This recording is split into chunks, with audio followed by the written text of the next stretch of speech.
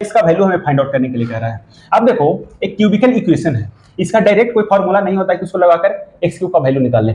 इसमें हम लोग क्या करते हैं कि पहला एक value heat and trial method से निकालते हैं और रिमेनिंग टू वैल्यू उसके हेल्प से निकालेंगे। अब देखो x का क्यूब है प्लस 5x स्क्वायर है माइनस 8x है माइनस 12 है। अब हम लोग पुट करके अगर 1 देखें तो 1 से कभी भी इक्वेशन सेटिस्फाई होकर 0 नहीं हो रहा है। अब हम लोग 2 पुट करते हैं तो 2 पुट करने पे 8 हो जाएगा, ये 20 हो जाएगा, ये माइनस का 16 हो जाएगा और ये माइनस का 12 हो जाएगा। अगर ये सबको काउंट करते हैं तो 0 हो जाता है। तो हम लोग यहां से बोल सकते हैं x का एक वैल्यू हो गया 2। अब एक का एक वैल्यू 2 हो गया तो एक क्यूबिकल इक्वेशन है तो जाहिर सी बात है कि x का दो वैल्यूज और होंगे।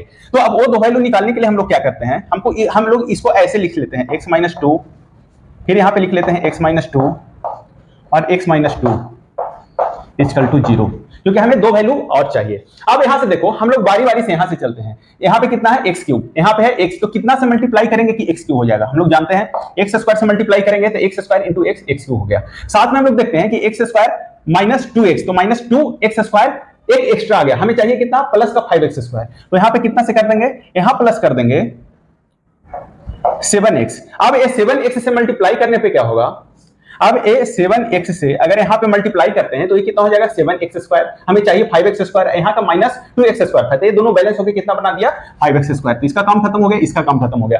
अब हम लोग चलते हैं इस पे। अब यहां से देखो 7x है, जब ये 2 से मल्टीप्लाई होगा तो माइनस का 14x हो जाएगा, हमें चाहिए कितना माइनस का 8x।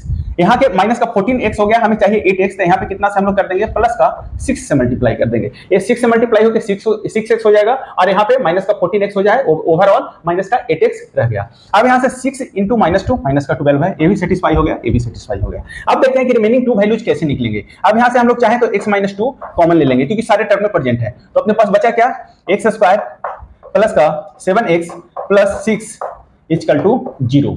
अब यहां से देखो x माइनस 2 है, अब जो यहां पे बचा चाहे तो इसको फैक्टराइज करके लिख सकते हैं। इसको ऐसे लिख सकते हैं x square plus x plus 6x plus 6 equal to 0।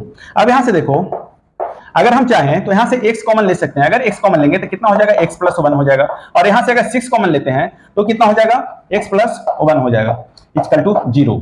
अब यहां से देखो ये रह गया x माइनस 2। अब यहां पे देखो तो x प्लस 1 दोनों में प्रेजेंट है तो x प्लस 1 कॉमन ले लेते हैं। अगर x प्लस 1 कॉमन लेते हैं तो क्या बचता है, x प्लस 6 बचता है इक्वल टू 0 हो गया। ठीक है। अब यहां से हम लोग चाहें तो सारे टर्म को 0 से इक्वेट करके वैल्यू निकाल सकते हैं। तो यहां से अगर 0 से इक्वेट करेंगे तो x इक्वल टू 2 हो जाएगा, इसको 0 से इक्वेट करेंगे तो x इक्वल टू -1 हो जाएगा, और इसको अगर 0 से इक्वेट करते हैं तो x इक्वल टू -6 हो जाएगा। यही वैल्यू हो गया।